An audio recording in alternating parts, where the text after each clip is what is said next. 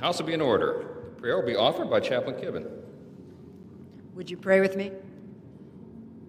Eternal Father, sovereign God, enable us this day to see each other as you see us.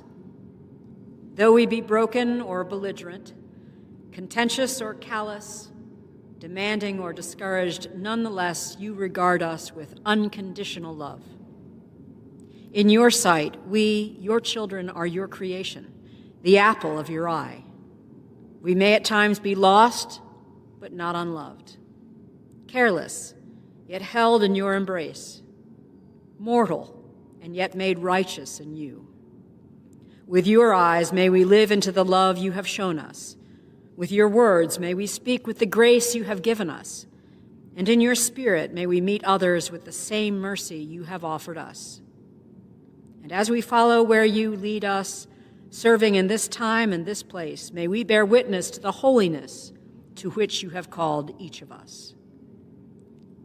In your steadfast loving kindness we receive in your name, we offer these prayers. Amen.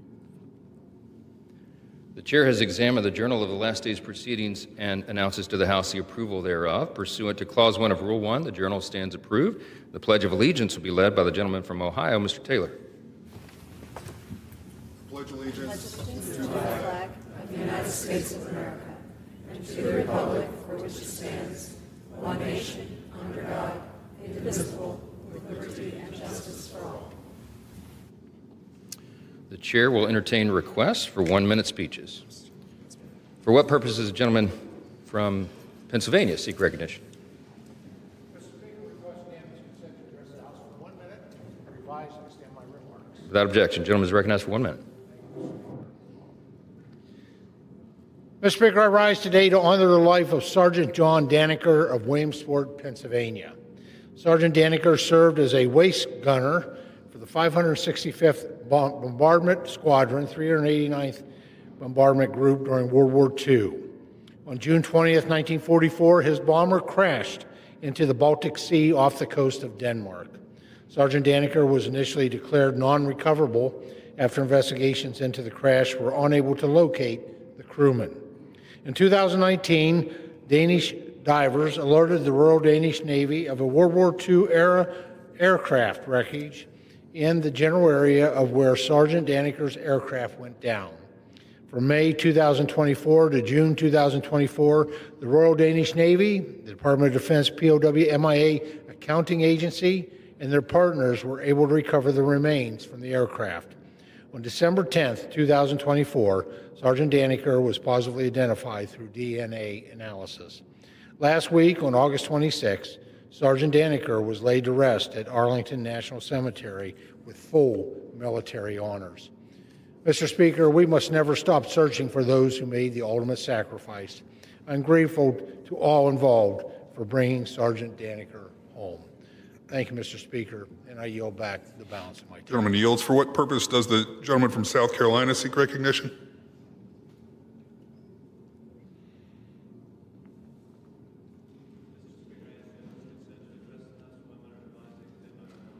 Without objection, the gentleman is recognized for 1 minute. Thank you, Mr. Speaker. The success by President Donald Trump for peace and prosperity in the Middle East is being implemented by American patriot Ambassador Tom Barrack, as I witnessed firsthand last week in Jordan, Syria, and Lebanon. Our bipartisan bicameral delegation led by Senator Jane Shaheen visited with inspiring leaders like King Abdullah in Amman, President Ahmad al-Shara in Damascus, and President Joseph Aoun in Beirut. Jordan is appreciated as a prosperous, long-time American ally. Syria is advancing to include all communities and religions into a unified nation. With the dictator Assad fleeing to Moscow, President Trump promotes "Give Syria a Chance." Lebanon is fulfilling its pledge to disarm Hezbollah by year-end. Ambassador Barrack is successfully isolating Iran as Iran chants "Death to Israel, death to America." In conclusion, God bless our troops as the global war on terrorism continues. Trump is reinstituting existing laws to protect American families with peace through strength, revealing war criminal Putin lies, insulting Trump and mocking Trump, murdering Ukrainian civilians with rocket attacks, as he conducts lovely conversations. I yield back. The gentleman yields. For what purposes does the gentleman from Texas seek recognition? Without objection, the gentleman is recognized for 1 minute. Thank you, Mr. Speaker. I rise today with immense pride to honor San Angelo, Texas native and commander of the 449th Aviation Support Battalion, Lieutenant Colonel Jordan Boyd, as well as 2 extraordinary National Guard units, the 108th Assault Helicopter Battalion in Austin and the 149th General Support Helicopter Battalion in San Antonio. These units are extraordinary. On the morning of July 4th, as floodwaters devastated Central and West Texas, these 2 units immediately jumped into action and have not stopped since then. Knowing many of the stranded children were present at that time, these crews pushed themselves to every imaginable limit, flying through adverse weather to reach Camp Mystic and the entire Guadalupe River. Their daring efforts saved 366 lives that day and reunited hundreds of families. And I just want to say thank you, not just to the pilots, but also to the maintainers, the support personnel, and all of the people in the Texas National Guard that have just shown immense heroism over the past few months. And can't say thank you enough for their heroic efforts. I yield back. The gentleman yields. The chair lays before the House a communication. To the Congress of the United States. Mr. Speaker, I am providing official notice of my intent to withdraw from the House Homeland Security Committee effective immediately. Over the course of my 9 years in Congress, I have been a dedicated servant to we the people through the House Homeland Security Committee, fighting for the American First agenda, enforcement of American law, and security of American sovereignty. My Republican colleagues have chosen an alternate path for the committee that I helped to build, a path more in alignment with the less conservative factions of our conference, factions whose core principles are quite variant from my own conservative perspective on key issues like amnesty, ICE operations, and opposition to the surveillance state. Therefore, recognizing that I would be in opposition to the core principles and agenda of the newly elected chairman, I withdraw my presence from the House Homeland Security Committee. Signed sincerely, Clay Higgins, Member of Congress. Without objection, the resignation is accepted. Pursuant to Clause 12A of Rule 1, the Chair declares the House in recess subject to call of the Chair.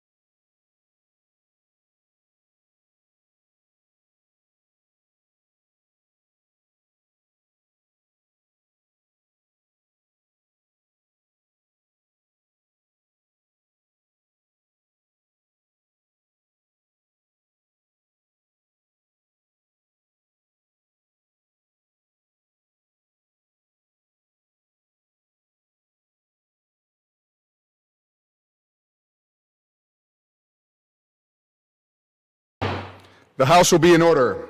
Pursuant to Clause 8 of Rule 20, the Chair will postpone further proceedings today on motions to suspend the rules on which a recorded vote or the yeas and nays are ordered, or votes objected to under Clause 6 of Rule 20. The House will resume proceedings on postponed questions at a later time. For what purpose does the gentleman from Washington seek recognition? Mr. Speaker, I move that the House suspend the rules and pass H.R. 4215. The clerk will report the title of the bill. H.R. 4215, a bill to require the Secretary of State to promulgate expedited and fixed timelines for the decision-making process to license the export of certain defense articles and defense services and for other purposes. Pursuant to the rule, the gentleman from Washington, Mr. Baumgartner, and the gentleman from New York, Mr. Meeks, will control 20 minutes. The chair recognizes the gentleman from Washington.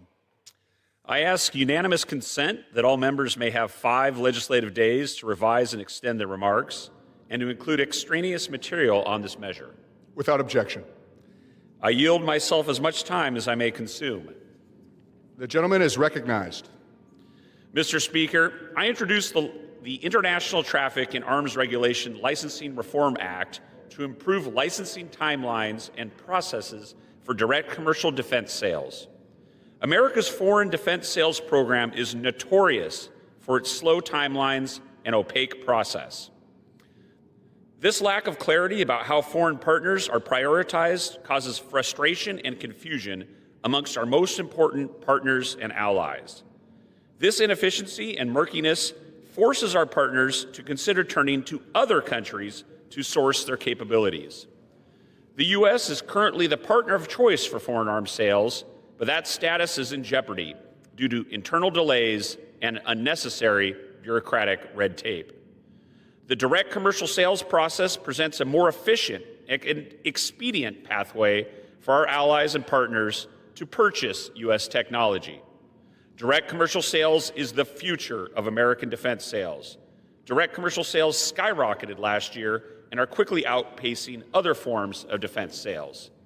If our direct commercial sales program is going to continue to grow, more must be done to streamline direct commercial sales and incentivize even faster timelines.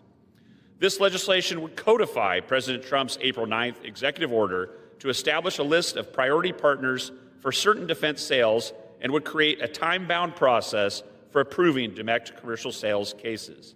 I urge my colleagues to support our defense industrial base and support this common-sense bill.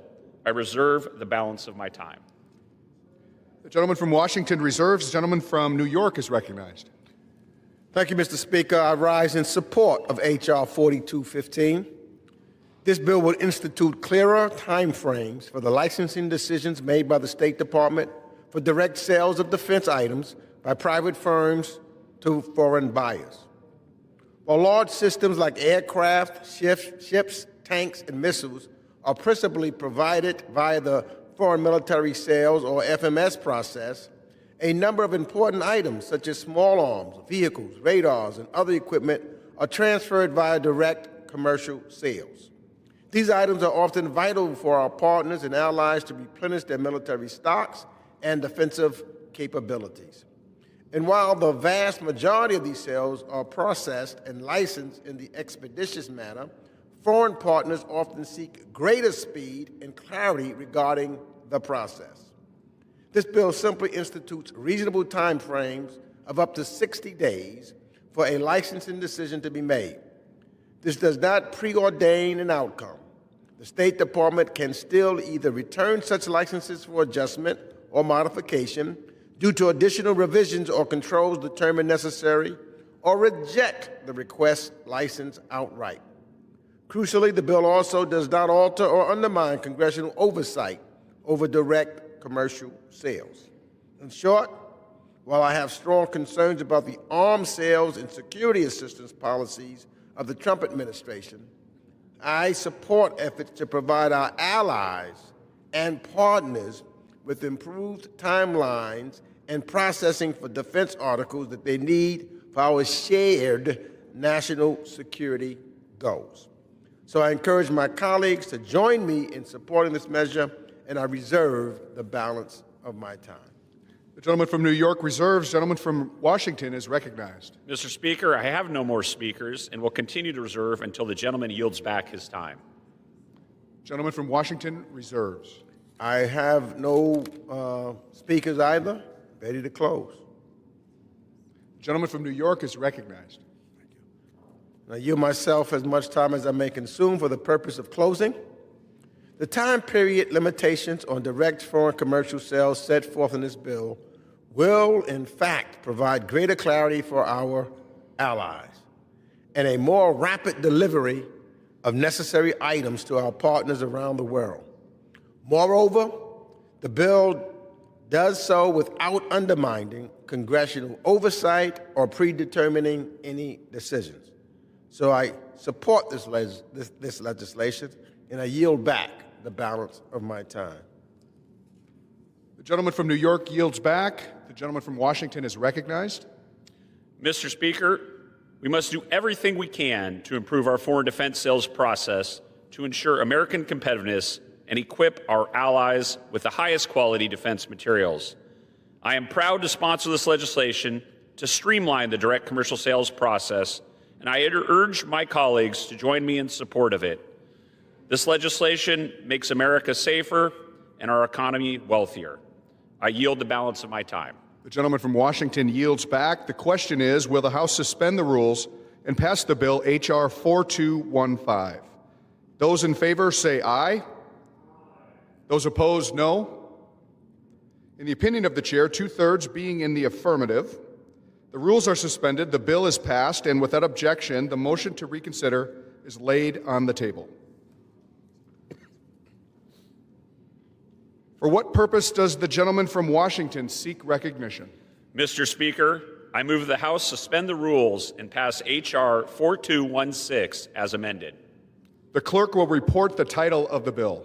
H.R. 4216, a bill to direct the Secretary of State, in coordination with the Secretary of Defense, to carry out a review of the list of defense articles and services required to be transferred under the Foreign Military Sales Program, as opposed to direct commercial sale FMS only list.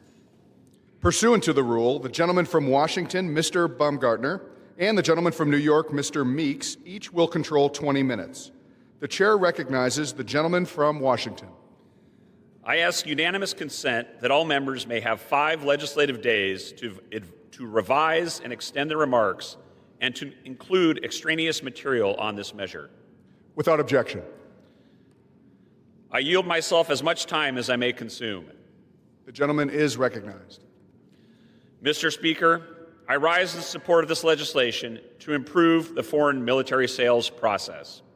When our partners and allies choose to procure U.S. origin defense articles or services, they have a choice to purchase items via the foreign military sales process or the direct commercial sales process. While foreign military sales is often the path of choice due to the robust total package approach, direct commercial sales is preferable in many cases as it is faster and a more nimble process than foreign military sales. However, the State Department maintains an out-of-date list of defense articles that may only be purchased via foreign military sales.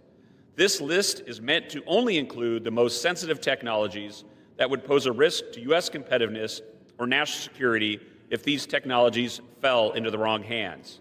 However, its outdated nature ends up creating the very problem it seeks to avoid. U.S. competitiveness is limited as our partners choose to turn to other sources for technologies that are too slow to procure from the U.S. President Trump's April 9th executive order mandated the State Department review and update the foreign military sales only list. This legislation would codify that requirement and go one step further by requiring an annual review of the list. This legislation would also enhance congressional reporting requirements to ensure that Congress has oversight over any changes to the list. This much-needed legislation is a key part of reforming our foreign defense sales process to ensure the U.S. maintains its competitiveness and remains the global partner of choice for procurement of defense technology. As a member of the Foreign Arms Sales Task Force, I urge my colleagues to support this bill, and I reserve the balance of my time. The gentleman from Washington reserves. The gentleman from New York is recognized. Mr. Speaker, I rise in support of H.R. 4216. This bill directs the Department of State to conduct an annual review in consultation with the Department of Defense of what weapons and technologies can be moved from the FMS-only list to be eligible for direct commercial sales. It also requires helpful reporting to Congress on the process and evaluation of these changes. Importantly, it does not modify or undermine Congress's oversight or visibility into the proposed arms transfers. The context behind this bill is very important. Our country provides defense articles and services to our allies and partners via foreign military sales, often abbreviated to FMS.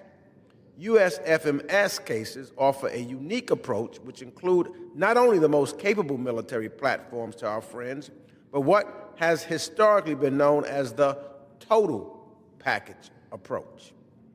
This refers to the fact that the United States, via FMS sales, provides not only the military hardware itself, but a total package that includes training, repairs, and maintenance support, as well as capacity building for that nation's military. Our adversaries, quite simply, do not and often cannot provide both such exquisite technologies, but also the whole suite of support that comes with them. The advanced technology, as well as the total package approach and our diplomatic influence, values, and position sets us apart. And while FMS transfers are fit for many cases and situations, some foreign partners have sought to expand their defense purchases via greater direct commercial sales from U.S. firms.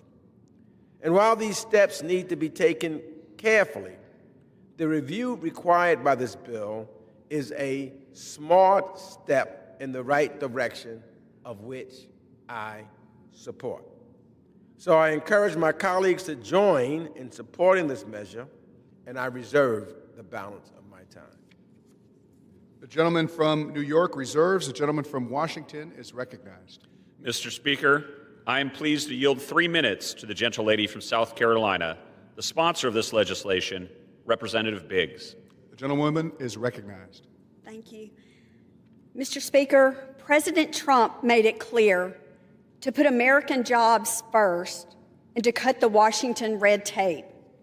And I'm proud to say that my bill delivers by turning the President's executive order into law and investing in American workers.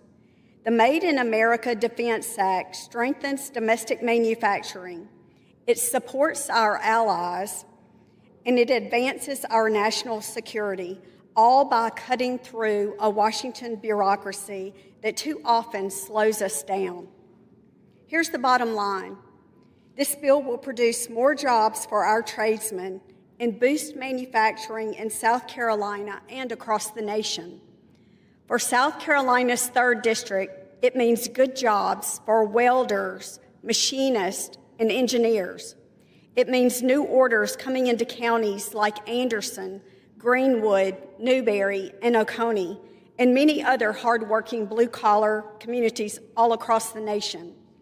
And importantly, it means America's best equipment reaching our allies faster than ever before.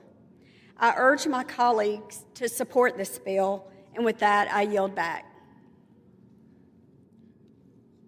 The gentleman from Washington reserves. The gentleman from New York is recognized. I have no further witnesses and ready to close at the time.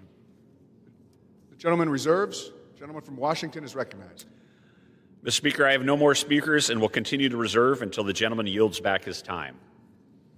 The gentleman reserves. The gentleman from New York is recognized. Thank you, Mr. Speaker. I yield myself as much time as I may consume for the purposes of closing, but I'll be very, very brief. This legislation provides a useful directive while maintaining congressional prerogatives and oversight over arms sales.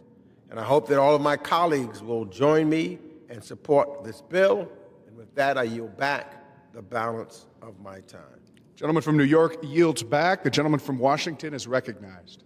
Mr. Speaker, reforming America's foreign defense sales is a top priority of this administration.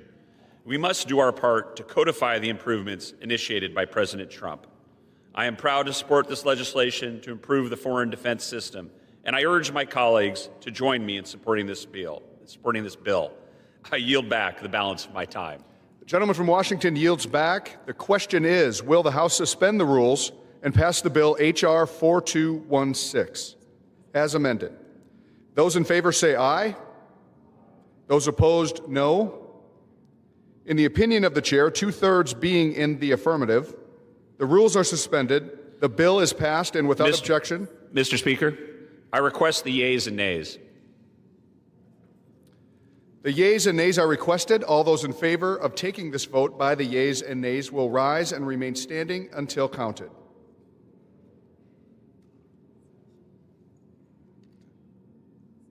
A sufficient number having risen, the yeas and nays are ordered.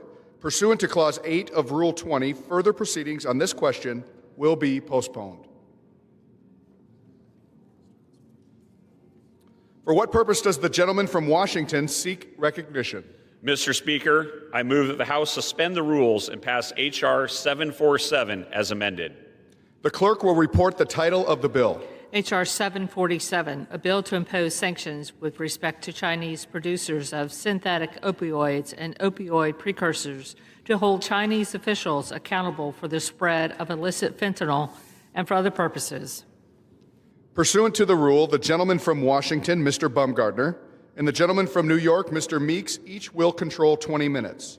The chair recognizes the gentleman from Washington. Mr. Speaker, I ask unanimous consent that all members may have 5 legislative days to revise and extend their remarks and to include extraneous material on this measure. Without objection. I also ask unanimous consent to introduce into the record exchanges of letters with other committees of referral on this bill. Without objection. I yield myself as much time as I may consume. The gentleman is recognized. Mr. Speaker, I rise in strong support of Representative Barr's Stop Chinese Fentanyl Act of 2025. Fentanyl is the leading cause of death for Americans aged 18 to 45. It's killing over 70,000 Americans a year, and it's flooding into our communities with deadly force. We know where it's coming from.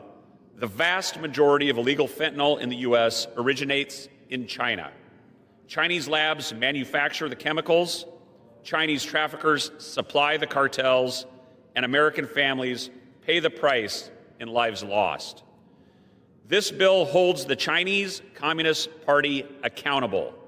It gives our government stronger tools to sanction Chinese entities involved in the fentanyl trade and puts pressure on the CCP to shut down the labs that fuel this crisis. It's time to treat this for what it is, a national security threat. The Stop Chinese Fentanyl Act sends a clear message. The United States will not sit back while foreign actors profit from American pain.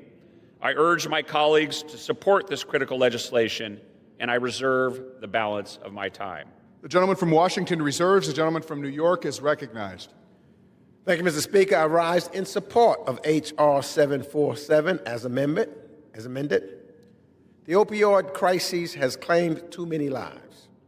We've seen some real progress the last few years, in part because of domestic and international policies put in place by President Biden, including getting President Xi to do more to stop fentanyl precursors from reaching our shores. Of course, the issue is far from solved. This bill will strengthen sanctions on major Chinese producers of fentanyl and those who aid and abet opioid traffickers. If you are knowingly sending deadly chemicals to American citizens, you absolutely must be sanctioned. And I would encourage President Trump and Secretary Bessent to focus more on this issue. That said, we cannot sanction our way out of the fentanyl crisis. Sanctions are an important tool, but cooperation is essential. If we want countries to limit fentanyl precursors, exports, and prevent these substances from entering our communities, we need the active partnership of law enforcement in nations like China and Mexico. This is just a simple fact. Tough talk has its place, but effective diplomacy and law enforcement cooperation are indispensable. So let me be clear. Use of military force is not a viable solution. But I want to thank my friend, Representative Barr, for his advocacy on this important issue. Congress works on behalf of the American people best when we work together, and Mr. Barr and I worked together on several issues in this Congress, and both sides worked in good faith to get this bill done last Congress and again here today. So I encourage my colleagues to support this measure, and I reserve the balance of my time. The gentleman from New York reserves. The gentleman from Washington is recognized. Mr. Speaker, I'm pleased to yield 5 minutes to the gentleman from Kentucky, the sponsor of this fine piece of legislation, Mr. Barr. The gentleman is recognized. Thank you, Mr. Speaker, and I thank my friend from Washington State and Chairman Mast for supporting the legislation. I thank my friend, the gentleman from New York, the ranking member, for his bipartisan support as well. And I rise today in support of my legislation, H.R. 747, the Stop Chinese Fentanyl Act. The fentanyl crisis is one of the most significant threats to our country, and it continues to plague families and neighbors across the United States. Kentucky, sadly, my home state, has been ravaged by the fentanyl crisis. Drug overdoses are the leading cause of death for Americans age 18 to 45, and fentanyl is responsible for nearly 70% of these deaths. Last year, the DEA seized more than 60 million fentanyl-laced fake pills in the United States, almost 80,000 pounds of fentanyl powder, equal to more than 380 million lethal doses of fentanyl. As of last month, the 2025 seizures of fentanyl equate to over 232 million deadly doses. 70,000 of our fellow Americans succumbed to this poison. And as we know, in 2024, over 1,400 Kentuckians lost their lives to a drug overdose, including fentanyl. And unfortunately, this scourge has spread with the help of our greatest strategic adversary, the People's Republic of China and the Chinese Communist Party. As a member of the Select Committee on the Strategic Competition with the Chinese Communist Party, we conducted an investigation. And that investigation in the last Congress established that the PRC government, under the control of the Chinese Communist Party, directly subsidizes the manufacturing and export of illicit fentanyl materials and other synthetic narcotics through tax rebates. Many of these substances are illegal under the PRC's own laws and have no known legal use worldwide. Like its export tax rebates for legitimate goods, the CCP's subsidies of illegal drugs incentivizes international synthetic drug sales from the People's Republic of China. And the CCP never disclosed this program. In addition, the Select Committee found that the CCP gave monetary grants and awards to companies openly trafficking illicit fentanyl materials and other synthetic narcotics. There are even examples of some of these companies enjoying site visits from provincial PRC government officials who complimented them for their impact on the provincial economy. The CCP holds an ownership interest in several PRC companies tied to drug trafficking, including PRC government prison connected to human rights abuses, owning a drug trafficking chemical company and a publicly traded PRC company hosting thousands of instances of open drug trafficking on its sites. The PRC failed to prosecute fentanyl and precursor manufacturers. Rather than investigating drug traffickers, the government of the PRC security services have not cooperated with U.S. law enforcement and have even notified targets of U.S. investigations when they receive requests for assistance. The PRC allows for the open sale of fentanyl precursors and other illicit materials on the extensively monitored and controlled PRC internet. A review of just 7 e-commerce sites found that over 31,000 instances of PRC companies selling illicit chemicals with obvious ties to drug trafficking. Undercover communications with PRC drug trafficking companies revealed an eagerness to engage in clearly illicit drug sales with no fear of reprisal. And the government in China censors content about domestic drug sales, but leaves export-focused narcotics content untouched. So we know that China has historically been and remains a primary source of fentanyl in global circulation through the production of these precursor chemicals and outsourcing of final production to cartel labs in Mexico. That's why it's paramount that Congress pass my legislation that's being considered here today, the Stop Chinese Fentanyl Act. My bill amends the Fentanyl Sanctions Act to expand the definition of foreign opioid trafficker to include certain Chinese entities and government officials that fail to take steps to prevent opioid trafficking, subjecting them to sanctions. The bill also requires the President to determine whether the heads of the National Narcotics Control Commission, the Ministry of Public Security, the General Administration of Customs, and the National Medical Products Administration of the government of the PRC are foreign opioid traffickers. We must attack the production of fentanyl by targeting the source of precursors in China. Chinese producers of synthetic opioids and opioid precursors and senior government and Chinese political officials' culpability does not end when their precursor products land in Mexico or illegally cross our southern border.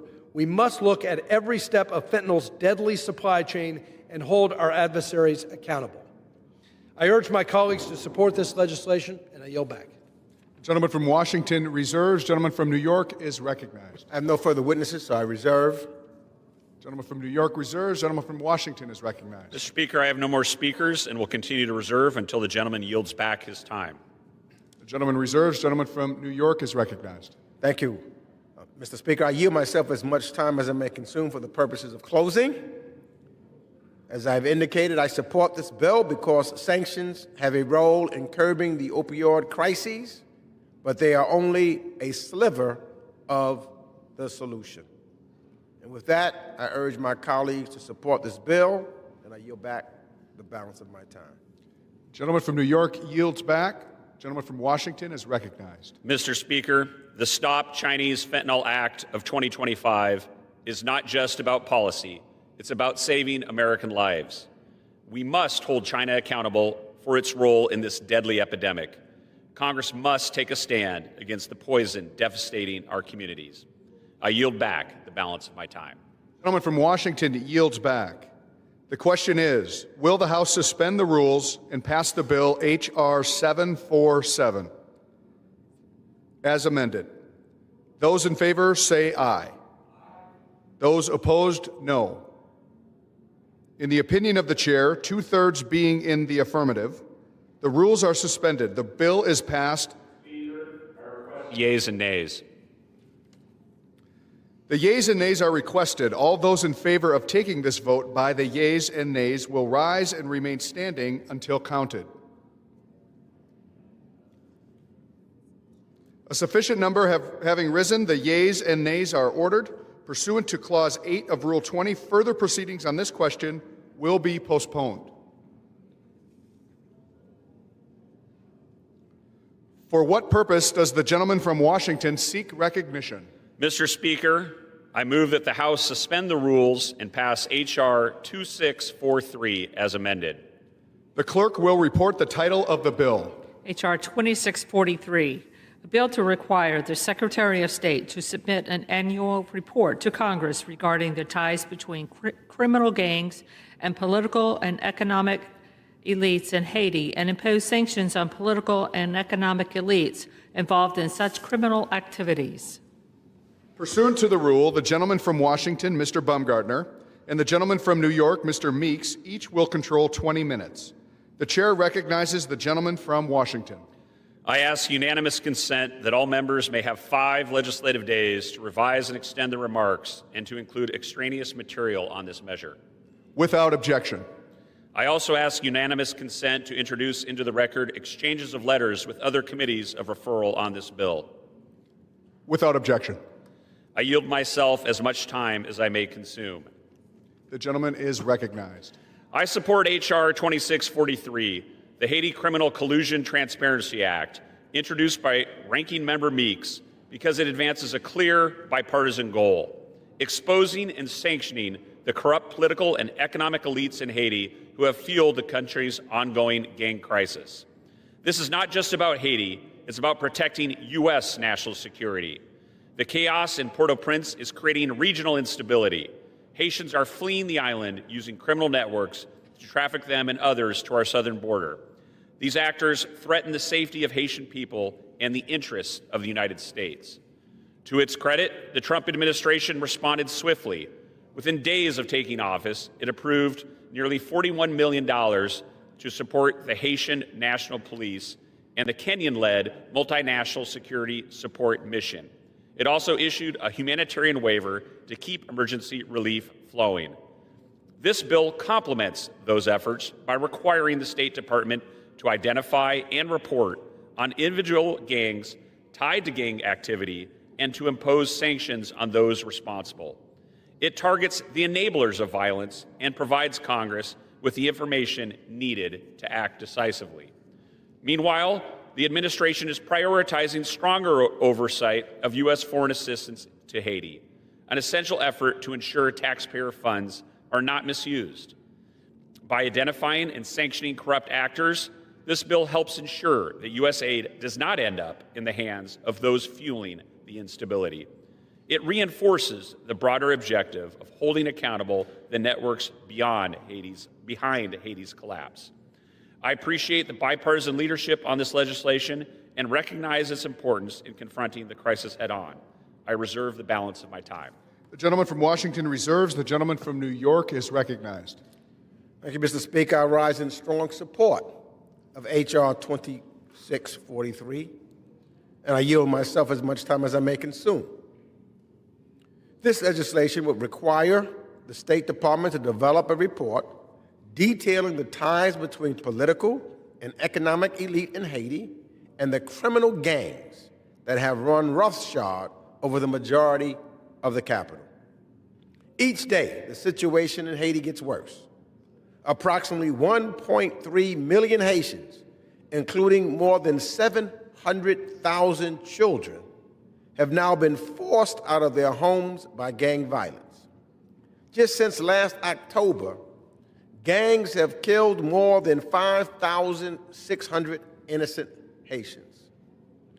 Gang activity is no longer confined to the outskirts of Port-au-Prince, expanding into cities once free from violence. Gangs able to outgun the Haitian National Police continue to launch heavily armed attacks on ports, highways, critical infrastructure, police stations, courthouses, prisons, hospitals, businesses, and neighborhoods. They have committed a gruesome massacres against senior citizens, and for more than a year now have dictated Haiti's security and political tempo. Not everyone in Haiti has suffered at the hands of gangs. Members of the political and economic elite who have enabled, armed, and benefited from the unrest in Haiti are also to blame for the ongoing crises. Should the State Department find criminal collusion between members of Haiti's political and economic elite and the gangs, the legislation requires that the administration place sanctions on those individuals. It would deny entry to the United States to those who are found to support gang activity, who use kidnappings and rape to control and silence communities, and who use coercion to bring youth in and around the Port-au-Prince into the service of criminal activity. We ignore the ongoing crises in Haiti at our own peril. We have a duty to make sure that we identify and hold accountable those who perpetuate chaos. And so I thank my colleagues for working in a bipartisan manner, because this is the right thing to do.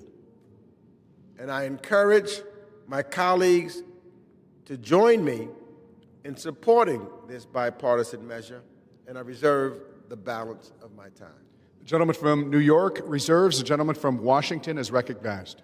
I have no more speakers and will continue to reserve until the gentleman yields back his time. The gentleman reserves. The gentleman from New York is recognized. Thank you, Mr. Speaker, and I yield myself as much time as I may consume for the purpose of closing. The gentleman is recognized. We cannot allow the criminal gangs in Haiti and those powerful political and economic elites who have enabled and empowered them to inflict violence and chaos on Haiti with impunity. Impunity must stop. The people of Haiti must believe that they have the opportunity to chart a path to a secure, a stable, and democratic future, and that gangs will not be allowed to rule and dictate the reality on the ground. The people of Haiti are waiting and want to hear our voices and to know that those who are committing the crimes or enable them to be committed cannot just continue to go back and forth from Haiti to the United States and move around with impunity. This will send a message to them that they will be held accountable for what and how they are destroying the lives and livelihood and opportunities for the hardworking people of Haiti. And so with that, I strongly support this bill and encourage my colleagues to support it as well. And I yield back the balance of my time. The gentleman from New York yields back. The gentleman from Washington is recognized. Mr. Speaker, I thank Representative Meeks for this fine piece of legislation and appreciate his bipartisan spirit. I urge my colleagues to pass the Haiti Criminal Collusion Transparency Act and make clear that the United States will expose and hold accountable those who fund, enable, and profit from gang violence in Haiti. We will shine a light on the criminal networks undermining regional stability and ensure there are consequences for those who collude with them. I urge my colleagues to support this legislation, and I yield back the balance of my time. The gentleman from Washington yields back. The question is, will the House suspend the rules and pass the bill H.R. 2643 as amended? Those in favor say aye. Those opposed, no. In the opinion of the chair, 2/3 being in the affirmative, the rules are suspended, the bill is passed, and without objection, the motion to reconsider is laid on the table. For what purpose does the gentleman from Washington seek recognition? Mr. Speaker, I move that the House suspend the rules and pass H.R. 2503.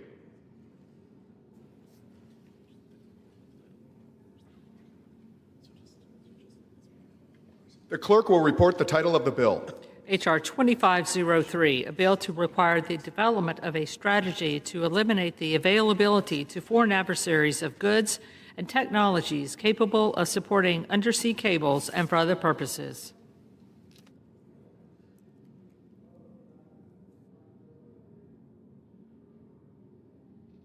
To the rule, the gentleman from Washington, Mr. Baumgartner, and the gentleman from Texas, Mr. Castro, each will control 20 minutes. The chair recognizes the gentleman from Washington. Mr. Speaker, I ask unanimous consent that all members may have 5 legislative days to revise and extend their remarks and to include extraneous material on this measure. Without objection. I yield myself such time as I may consume. The gentleman is recognized. I rise today in strong support of Representative Kane's Undersea Cable Control Act. Over 99% of the world's data that crosses the oceans travels through the fiber optic cables that sit on the sea floor. This bill requires the U.S. to develop and execute a strategy to protect this critical infrastructure. America's adversaries are working around the clock to control these communication checkpoints. Chinese companies like HMN Technologies, formerly known as Huawei Marine Networks, are estimated to be building or repairing about a quarter of the world's undersea cables. There have been documented instances of the Chinese manipulating and spying on these networks, with internet traffic being rerouted through China. It is important that we identify what the Chinese Communist Party needs to deploy undersea cables so that we can ensure only America and its allies lead in the development and maintenance of this technology. I urge my colleagues to support Representative Kane's fine bill to begin this process of protecting this critical infrastructure and vulnerable infrastructure. And I reserve the balance of my time. The gentleman from Washington reserves. The gentleman from Texas is recognized. Mr. Speaker, I rise in support of H.R. 2503. Communication systems and access to the Internet are highly dependent on undersea cables. 99% of intercontinental data travels via undersea fiber optic cables on the ocean floor. It goes without saying that control and manufacture of these cables matter, not just for economic development, but will matter in any conflict. The United States, with allies and partners, must maintain strategic independence and should seek to become the primary source of this critical infrastructure. This bill will force the Bureau of Industry and Security to provide a study along these lines, which is long overdue. I encourage my colleagues to join in supporting this measure, and I reserve the balance of my time. The gentleman from Texas reserves. The gentleman from Washington is recognized. Mr. Speaker, I'm pleased to yield 2 minutes to the gentleman from New Jersey, the sponsor of this fine legislation, Mr. Kane. The gentleman from New Jersey is recognized. Mr. Speaker, I rise in support of H.R. 2503, the Undersea Cable Control Act. Undersea cables have long been an integral part of America's transcontinental communication and data transmission. The Undersea Cable Control Act is a crucial, bipartisan piece of legislation that is designed to protect U.S. national security and to ensure continued U.S. technological leadership. By limiting our foreign adversaries' access to undersea cable infrastructure, we can protect U.S. leadership from the influence of adversarial governments like the Chinese Communist Party. I think that we can all agree, regardless of which side of the aisle you stand on, that there is a need to ensure that technologies critical to America's telecommunications infrastructure do not end up in the wrong hands. Undersea cables carry approximately 99% of transoceanic digital traffic, enabling $10 trillion in daily financial transactions and contributing hundreds of billions of dollars to the U.S. economy every year. Undersea cable infrastructure has become the digital backbone of the modern global economy. Recent attacks on the transcontinental cables have exposed vulnerabilities in the framework, however. This bill directs the Commerce Department and the State Department to develop a strategy to eliminate adversarial access to the key technologies used in undersea cables. This strengthens our export controls, requires transparency and public reporting, and promotes collaboration with our allies abroad to ensure that our standards and our infrastructure are secure. I would like to thank Chairman Mast of the House Foreign Affairs Committee for his authorship of this bill during the 118th Congress. I'm honored to continue the legacy that he began. Thank you, and I yield back the balance of my time. From Washington reserves. The gentleman from Texas is recognized. I have no further speakers and am ready to close if the other side has no more speakers. Gentleman reserves. Gentleman from Washington is recognized. I have no more speakers and will continue to reserve until the gentleman yields back his time. The gentleman reserves. The gentleman from Texas is recognized. Thank you, Speaker. I yield myself as much time as I may consume for the purpose of closing. Gentleman is recognized. I support this bill on undersea cables and believe it's a smart step to develop a strategy for American economic statecraft in this important area. And I yield back the balance of my time. From Texas yields back. The gentleman from Washington is recognized. Mr. Speaker, the Undersea Cable Control Act will ensure America, not the Chinese Communist Party, is connecting the globe with critical undersea cable infrastructure. I urge my colleagues to support this bill, and I yield back the balance of my time. The gentleman from Washington yields back. The question is, will the House suspend the rules and pass the bill H.R. 2503? Those in favor say aye. Those opposed, no. In the opinion of the chair, 2/3 being in the affirmative, the rules are suspended, the bill is passed, and without objection, the motion to reconsider is laid on the table. For what purpose does the gentleman from Washington seek recognition? Mr. Speaker, I move that the House suspend the rules and pass H.R. 4490 as amended. The clerk will report the title of the bill. H.R. 4490, a bill to amend International Organizations Immunities Act to extend diplomatic privileges and immunities to certain additional international and regional organizations and for other purposes. Pursuant to the rule, the gentleman from Washington, Mr. Baumgartner, and the gentleman from Texas, Mr. Castro, each will control 20 minutes. The chair recognizes the gentleman from Washington. I ask unanimous consent that all members may have 5 legislative days to revise and extend their remarks and to include extraneous material on this measure. Without objection. I yield myself as much time as I may consume. The gentleman is recognized. I rise today in strong support of the Partner Act, a forward-looking measure that strengthens America's ties with the international organizations shaping the global order at a moment when international competition is sharper than ever. This legislation gives our nation the ability to fully engage with influential regional international bodies, the Association of Southeast Asian Nations, the European Organization for Nuclear Research, the Pacific Islands Forum, the Caribbean Community, and the African Union, by extending to them the same diplomatic privileges afforded under the International Organizations Immunities Act. In doing so, we signal not only respect for their importance, but also our determination to work alongside them as equal partners in tackling shared challenges. These organizations are central to addressing pressing issues that do not stop at our borders, from advancing security and prosperity to fostering innovation and confronting global health threats. If the United States is to lead effectively in this century, we cannot remain on the sidelines. We must be present in the rooms where decisions are being made, ready to cooperate and ready to lead.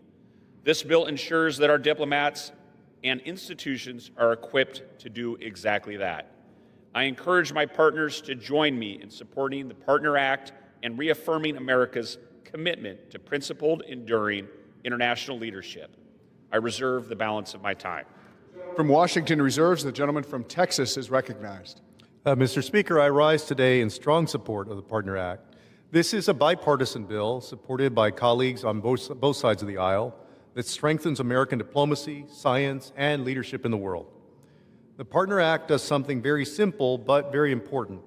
It extends basic legal protections, known as privileges and immunities, to several key international organizations that the United States works closely with, but that until now have lacked the same recognition that we give to other multilateral institutions. So let me explain why this is very important. These legal protections are not special favors. They are the standard tools that allow international organizations to do their work effectively and independently. They protect institutions from lawsuits, taxation, or other interference that could disrupt their missions, while still ensuring that individuals remain accountable for their own private actions. And they are reciprocal. Just as American diplomats and officials enjoy these protections when we serve in international organizations abroad, we extend them to our partners here in the United States. It's the basic infrastructure of diplomacy. And why is this bill important right now? First, our strategic interest in the Indo-Pacific. ASEAN, the Association of Southeast Asian Nations, is central to U.S. engagement in Asia. Recognizing its diplomatic status here in the United States shows our commitment to the region's future and to working with our Asian partners on equal footing. Second, the Western Hemisphere, of which we are part, obviously is incredibly important to the United States. CARICOM, the Caribbean community, plays a crucial role in democratic governance, regional security, and disaster preparedness. Extending privileges and immunities supports CARICOM as a unified voice for the Caribbean and strengthens U.S. ties to a region where our influence should be felt through real, consistent engagement. Third, science and technology leadership. CERN, which is the European Organization for Nuclear Research, is one of the world's premier scientific organizations. It is partnering with the United States researchers on the Deep Underground Neutrino Experiment, a $3 billion project based right here in the United States. This is some of the most important and cutting-edge physics research in the world that will, hopefully, allow us to better understand the universe. By extending privileges and immunities to CERN, we can speed up the timeline for this groundbreaking work, control costs, and ensure that American scientists remain at the forefront of the discovery. Fourth, our Pacific and African partners. This bill authorizes the President to extend protections to the Pacific Islands Forum, a vital regional body in the South Pacific where small island nations are on the front lines of climate change and facing significant diplomatic overtures by China. And the bill fixes a gap in U.S. law by ensuring the African Union's observer mission to the United Nations in New York receives the same recognition as the AU itself. Taken together, these provisions make clear that the United States values our partnerships and will invest in multilateral cooperation that advances our interests and our American values. Mr. Speaker, Congress has extended privileges and immunities before to the European Union, to the African Union, and of course to the United Nations and the Organization of American States. This bill simply applies that same standard to other organizations that the United States works with every single day. At a time when our competitors are working overtime to expand their influence in Asia, the Caribbean, the Pacific, and Africa, we cannot afford to sit back. The Partner Act is a concrete step to strengthen U.S. leadership, deepen our alliances, and keep America at the center of global diplomacy and science. I want to thank all of my colleagues, Democrat and Republican, for their leadership and for their work on this bill. This bill has broad bipartisan support. It's good for American diplomacy, good for American science, and good for American leadership in the world. I urge all of my colleagues to vote yes on the Partner Act, and I reserve the balance of my time. The gentleman from Texas reserves. The gentleman from Washington is recognized. Mr. Speaker, I'm pleased to yield 2 minutes to the gentlelady from California, Representative Kim. Gentlewoman from California is recognized. Thank you, Mr. Speaker, and to my colleague, Representative Baumgartner, for yielding. I rise in strong support of H.R. 4490, the Partner Act. This bill represents a bold and necessary commitment to strengthening America's engagement with our allies and partner organizations worldwide by granting tailored immunities and privileges. Of note is the inclusion of provisions from the Partner with ASEAN Act and the Pacific Partnership Act, which together elevate U.S. cooperation with our Indo-Pacific allies.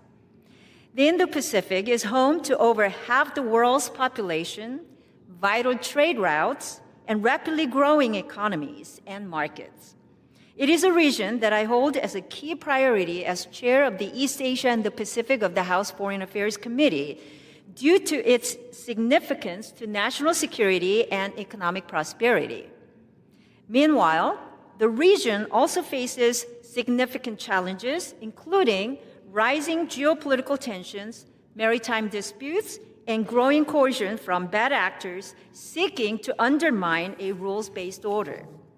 This bill is long overdue and sends a strong message that the United States will stand shoulder to shoulder with our friends, including our Indo-Pacific partners, from the Philippines to Palau, to promote a free, open, and prosperous region. This bill is not just about diplomatic immunities, it is about American leadership on the global stage.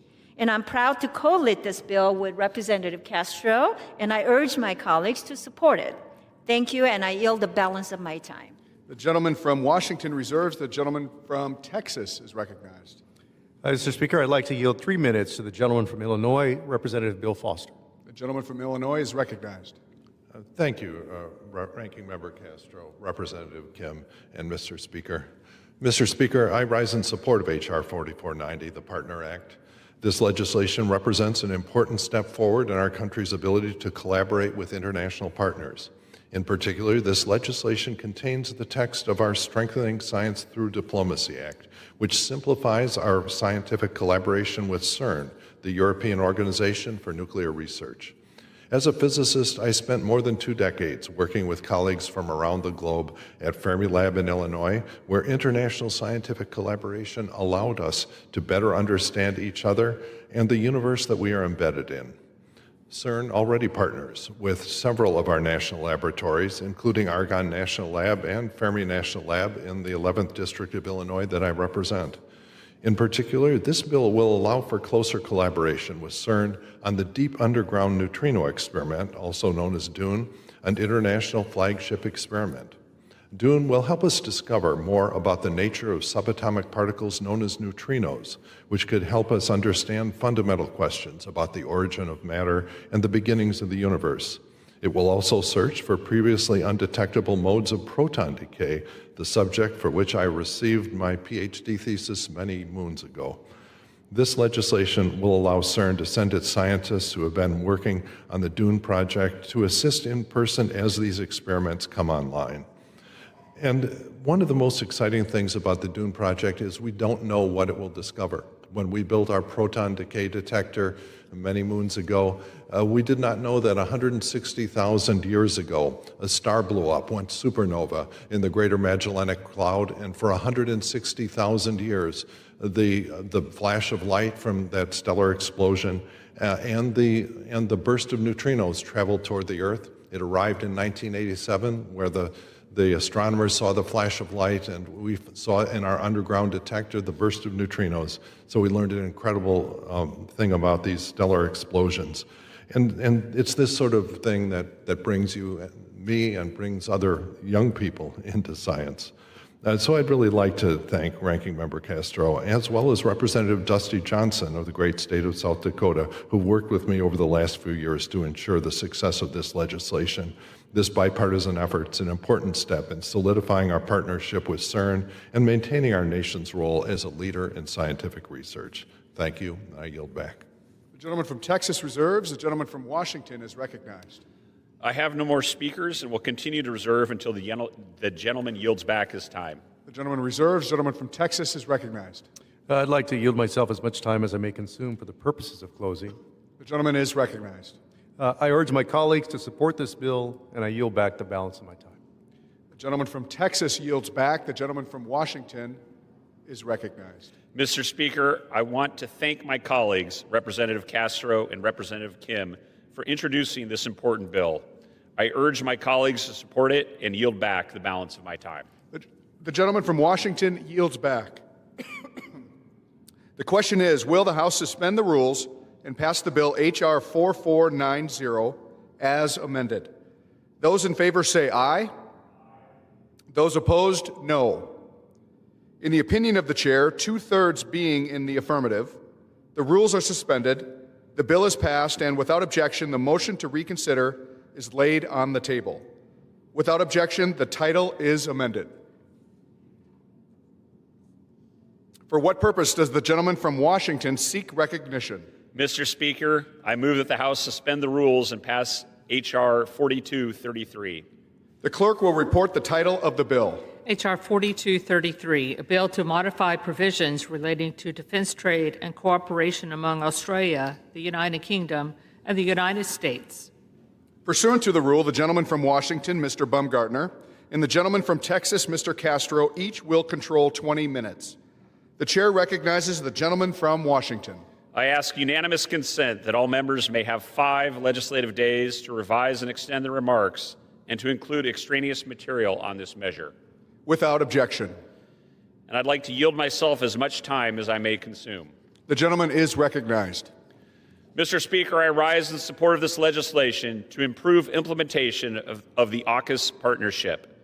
The AUKUS partnership is a groundbreaking defense partnership between the United States, the UK, and Australia, created with the intention of keeping a free and open Indo-Pacific and strengthening defense trade between the U.S. and our closest allies.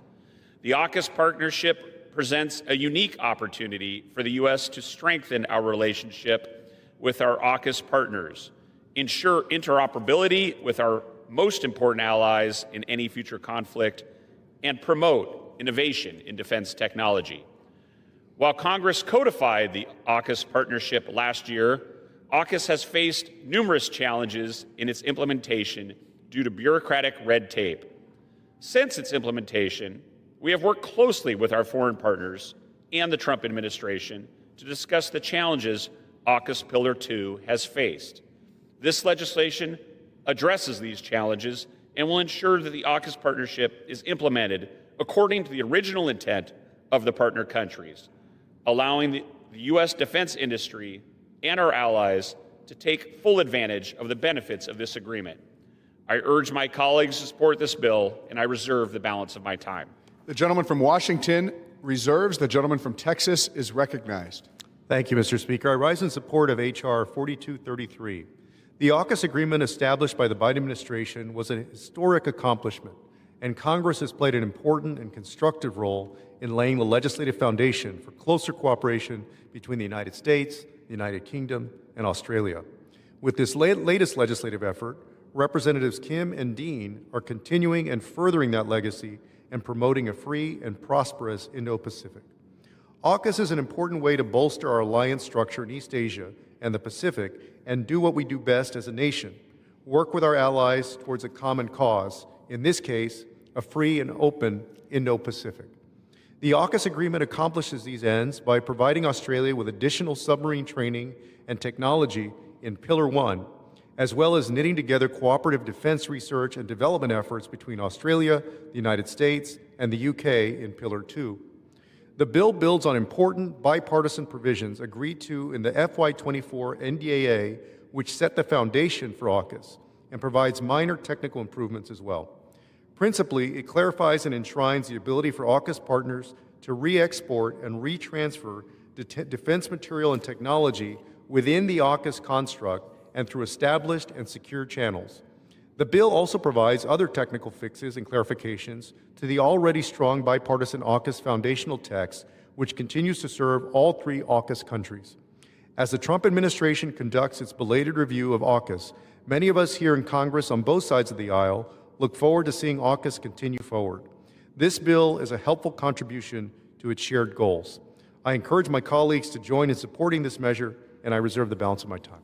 The gentleman from Texas reserves. The gentleman from Washington is recognized. Mr. Speaker, I'm pleased to yield 3 minutes to the gentlelady from California, the sponsor of this fine piece of legislation, Representative Kim. The gentlewoman from California is recognized. Thank you, Mr. Speaker, and again, my colleague, Representative Baumgartner, for yielding. I rise in strong support of my bill, H.R. 4233, the AUKUS Reform for Military Optimization and Review Act, or ARMOR Act. The ARMOR Act strengthens defense collaboration and trade among Australia, the United Kingdom, and the United States, which make up the AUKUS Trilateral Security Partnership. Since its inception in 2021, AUKUS has been key to our collective defense strategy, promoting cooperation on cutting-edge technologies like nuclear-powered submarines, artificial intelligence, and hypersonic systems. Unfortunately, outdated export controls and bureaucratic hurdles currently hinder the efficient sharing of critical defense technologies among our trusted partners. H.R. 4233 addresses these challenges by facilitating quicker, more secure transfers of defense materials while preserving critical protections for sensitive technologies.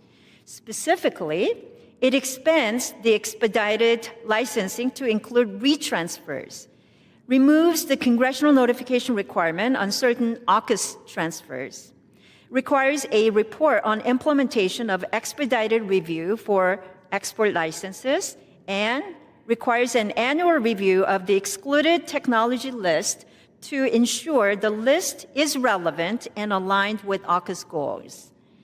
The Indo-Pacific faces growing challenges, and the unholy alliance is growing more brazen and aggressive. This week, Xi Jinping is hosting Iran, North Korea, Russia, and other hostile actors for a military parade. They are clearly sending a message to the United States and our allies that they are more united than ever. So time is of essence. We need to expedite the AUKUS partners' access to markets and make sure this defense pact is working as intended. Bureaucratic delays to the AUKUS agreement undermine our ability to counter threats and to maintain technological and defense superiority. I urge my colleagues to support this bill to send a strong message to our adversaries and friends alike that the United States is serious about preserving a free and open Indo-Pacific with our allies. I want to thank Arms Sales Task Force co-chairs, Representative Zinke and Representative Dean, for leading this bill with me. Thank you, and I yield the balance of my time. The gentleman from Washington reserves. The gentleman from Texas is recognized. Speaker, I'd like to yield 2 minutes to the gentlewoman from Pennsylvania, Representative Madeline Dean. The gentlewoman from Pennsylvania is recognized.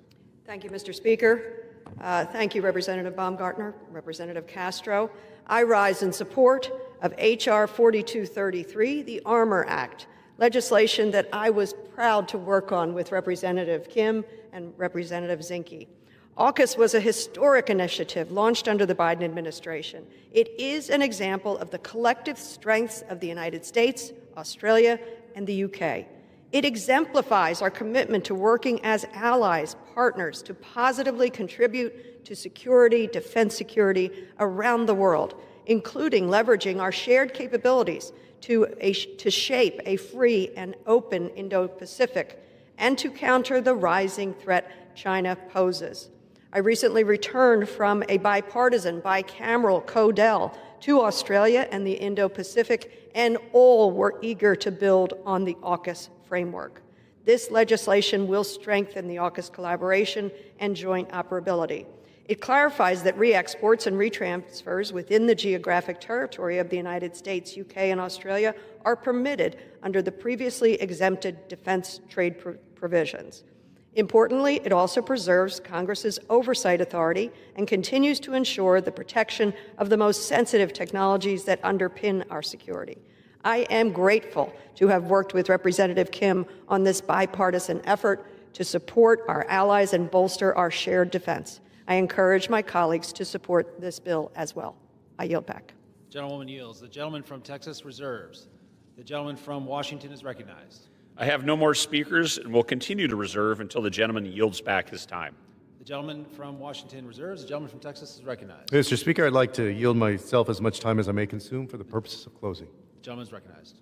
I applaud the sponsor and co-sponsors of the bill for their work on this legislation. We should be working more closely together with allies that share our values. That's the central idea behind the AUKUS agreement and the driving principle of this legislation. I strongly support it, and I yield back the balance of my time, Mr. Speaker. The gentleman yields. The gentleman from Washington is recognized. Mr. Speaker, the AUKUS partnership is foundational to our global defense strategy. We must ensure it is implemented as it was intended. I am proud to support this legislation to improve existing AUKUS law, and I urge my colleagues to join me. I yield back the balance of my time. The gentleman from Washington yields. The question is, will the House suspend the rules and pass H.R. 4233? Those in favor say aye. Those opposed say no. In the opinion of the chair, 2/3 being in the affirmative.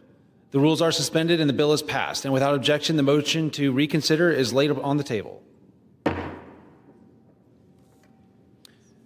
what purpose does the gentleman from Washington seek recognition? Mr. Speaker, I move that the House suspend the rules and pass H.R. 2635. The clerk will report the title of the bill. H.R. 2635, a bill to support the human rights of Uyghurs and members of other minority groups residing primarily in the Xinjiang Uyghur Autonomous Region and safeguard their distinct identity and for other purposes. Pursuant to the rule, the gentleman from Washington, Mr. Baumgartner, and the gentleman from Texas, Mr. Castro, will each control 20 minutes. The chair recognizes the gentleman from Washington. I ask unanimous consent that all members may have 5 legislative days to revise and extend their remarks and to include extraneous material on this measure. Without objection. I'd also like to yield myself as much time as I may consume. Was recognized. I rise today in strong support of Representative Young Kim's Uyghur Policy Act of 2025. The Chinese Communist Party continues to commit genocide against the Uyghur people in Xinjiang. Over 1 million Uyghurs are held in mass detention camps where they face torture, forced labor, constant surveillance, and forced sterilization. This is not just about abuse, it's a systemic campaign of genocide. The Uyghur Policy Act pushes back. It directs the Secretary of State to prioritize support for the Uyghurs and other persecuted groups, and to work with allies to pressure China to close these camps. It also urges U.S. leadership at the United Nations to ensure China's human rights abuses so that they are not ignored or silenced. America must lead with moral clarity. We must stand for human rights and against genocide. I reserve the balance of my time. The gentleman reserves. The gentleman from Texas is recognized. Mr. Speaker, I rise in support of H.R. 2635 to support the human rights of Uyghurs, and I yield myself as much time as I may consume. Gentleman's recognized. I'm a proud supporter of Representative Kim's Uyghur Policy Act. The House Foreign Affairs Committee has played an important leadership role in pushing for the protection of Uyghurs and other minorities in Xinjiang in the face of genocide and forced labor, as my colleague mentioned. In the last few years, the Congress and the House Foreign Affairs Committee have prioritized this issue, including marking up and enacting the Uyghur Forced Labor Prevention Act, thanks in large part to Representative Jim McGovern and Speaker Emerita Pelosi's leadership. But our work is far from done because Beijing's repression continues.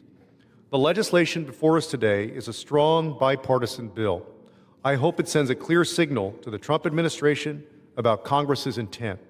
So far, the administration has cut congressionally authorized programs that support human rights in China, including initiatives empowering Chinese and Uyghur-related diaspora groups to combat transnational repression and defend religious freedom. And despite the fact that Radio Free Asia helped break the story about China's program of detention, re-education, and forced labor, this administration is trying to close Radio Free Asia as we speak. It has shut down the only independent Uyghur language service in the entire world. So, I thank Representative Kim and Representative Bera for their leadership on this bill and hope this administration reverses course. These cuts aid the CCP, not the victims of their abuse or the American people. I encourage my colleagues to join in supporting this measure, and I reserve the balance of my time. The gentleman reserves. The gentleman from Washington is recognized. Mr. Speaker, I'm pleased to yield 3 minutes to the gentlelady from California, the sponsor of this legislation, Representative Kim. The gentlewoman is recognized. Thank you, Mr. Speaker, and to my colleague, Representative Baumgartner, for yielding and for managing the floor debate today. I rise in strong support of my bill, H.R. 2635, the Uyghur Policy Act. The Uyghur Policy Act comes at a very important time. The Chinese Communist Party continues to deny its genocide against the Uyghurs and other ethnic minorities.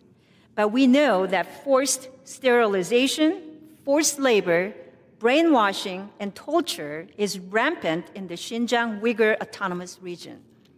Despite exposure of the CCP's crimes, Xi Jinping is doubling down.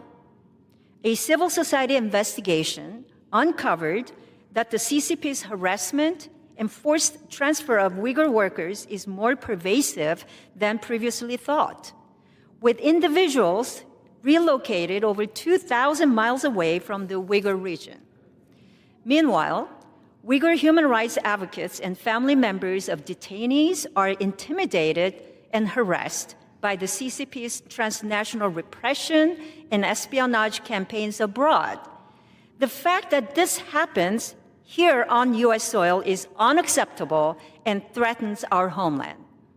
The Uyghur Policy Act directs the Secretary of State to lead all U.S. governmental policies and programs that support Uyghurs and other ethnic and religious minority groups in the Xinjiang Uyghur Autonomous Region. It counteracts transnational repression against the Uyghur diaspora and creates reporting mechanisms for Uyghur victims. It also works to expose and disrupt Beijing's state-sponsored forced labor programs that exploit Uyghurs to dominate vital industries. This includes the cotton industry, where more than 20% of the world's cotton is a product of a Uyghur forced labor. We need to make sure our economy is not subsidized by the CCP's human rights abuses. The United States must show through words and through actions that we will have Uyghurs' backs in their fight against the CCP's tyranny. We must leverage the U.S. soft power, garner international support for Uyghurs and other ethnic minorities, and equip the State Department with the tools that it needs to effectively fight against Xi Jinping's genocidal campaign. I thank my colleague, Representative Ami Bera, for leading this bipartisan legislation with me, and I urge my colleagues to support it. I yield back. The gentleman yields. The gentleman from Washington reserves. The gentleman from Texas is recognized. Mr. Speaker, I have no further speakers, and I'm ready to close if there are no other speakers from the other side. Reserves. The gentleman from Washington is recognized. Mr. Speaker, I have no more speakers and will continue to reserve until the gentleman yields back his time. Gentleman from Texas is recognized. I yield myself as much time as I may consume for the purposes of closing. Gentleman is recognized. I'm proud to champion the protection of Uyghurs as a member of Congress. But let me point out someone who was also a fierce champion of the Uyghurs, perhaps their strongest supporter across the Capitol, and that is our now Secretary of State, Marco Rubio. Then Senator Rubio gave an important speech in the Senate to get the Uyghur Forced Labor Protection Act over the finish line just a few years ago in 2021.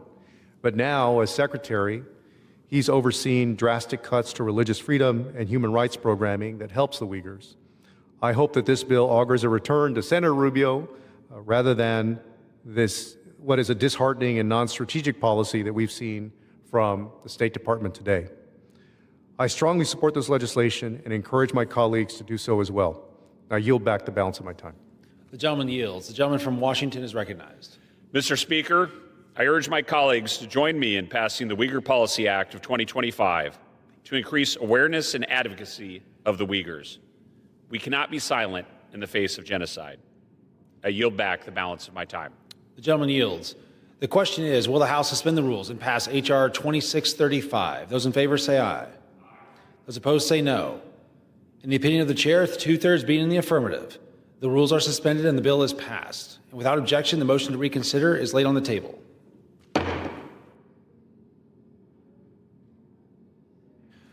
Pursuant to Clause 12A of Rule 1, the Chair declares the House in recess until approximately 6:30 p.m. today.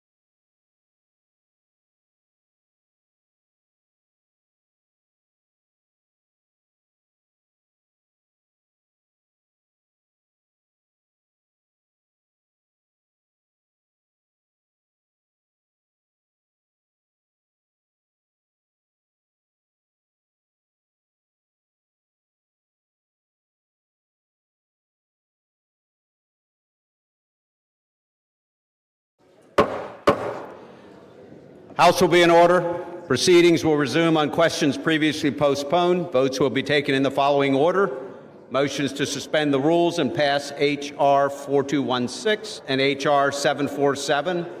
The first electronic vote will be conducted as a 15-minute vote. Pursuant to Clause 9 of Rule 20, remaining electronic votes will be conducted as 5-minute votes. Pursuant to Clause 8 of Rule 20, the unfinished business is the vote on the motion of the gentleman from Washington, Mr. Baumgartner, to suspend the rules and pass H.R. 4216 as amended, on which the yeas and nays are ordered. The clerk will report the title. H.R. 4216, a bill to direct the Secretary of State in coordination with the Secretary of Defense to carry out a review of the list of defense articles and services required to be transferred under the Foreign Military Sales Program as opposed to direct commercial sales, FMS only list. The question is, will the House suspend the rules and pass the bill as amended? Members will record their votes by electronic device. This is a 15-minute vote.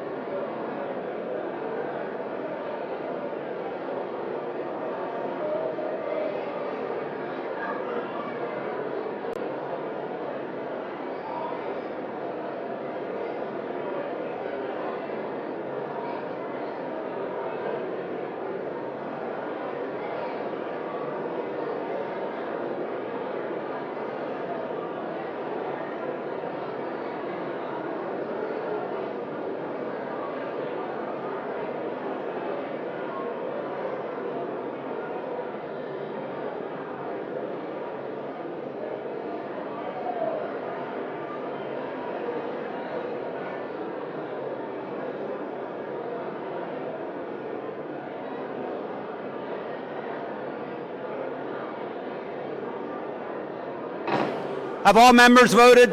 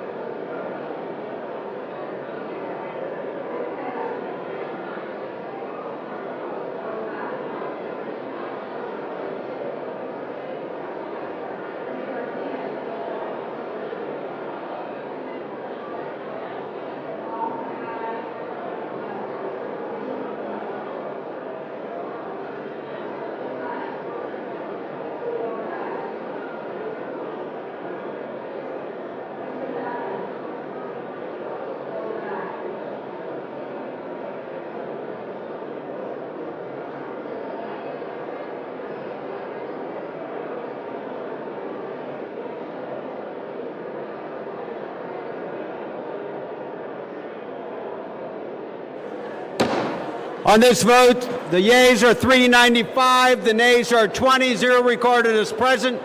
2/3 being in the affirmative, the rules are suspended, the bill is passed, and without objection, the motion to reconsider is laid on the table.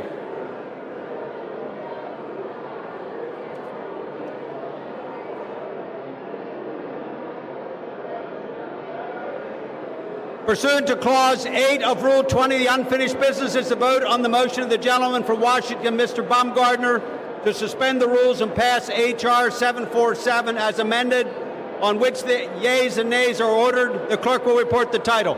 H.R. 747, a bill to impose sanctions with respect to Chinese producers of synthetic opioids and opioid precursors, to hold Chinese officials accountable for the spread of illicit fentanyl and for other purposes. The question is, will the House suspend the rules and pass the bill as amended? Members will record their votes by electronic device. This is a 5-minute vote.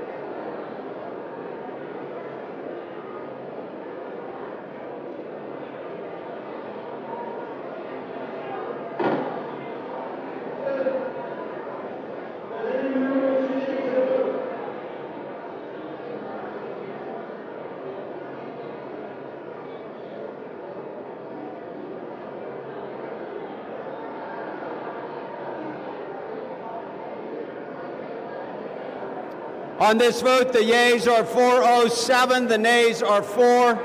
2/3 being in the affirmative, the rules are suspended. The bill is passed, and without objection, the motion to reconsider is laid on the table.